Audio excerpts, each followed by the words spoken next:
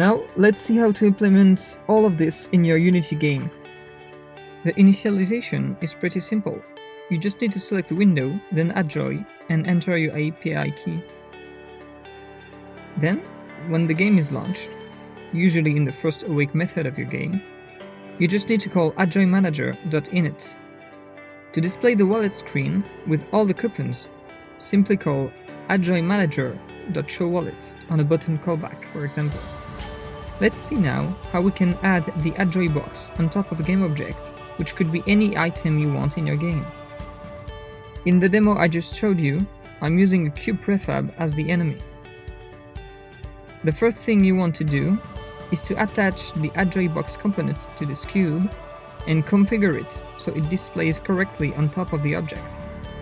For that, you just have to play with the box position and scale settings in the inspector to move it wherever you want relative to your object. Here in this demo, we change the size of the box to be 60% of the size of the enemy and place it at a Y position of 0.75 on top of it. Of course, you can add the AdJoy box on top of any game object, even an empty one. Let's do that right now before we go on. I'll create an empty game object, add a small gizmo to it, so we can see where it is in the game view, then attach the AdJoy box component to it, and use the preview attach button to see what the box is going to look like in the scene. I can then change some parameters and preview again to find the position and scale as I want. Now let's get back to our cube enemy. This cube has a script on it that handles its behavior in the game. In this script, simply call AdJoyBox.attachBox on it. This method will be called on every enemy that appears on screen, but only one will receive the AdJoy box on top of it. In fact, AdJoy works automatically under the hood to query new coupons from the server, and you simply have to call this attachBox method. If a coupon is available, it will attach box to the game object. If not, nothing will happen.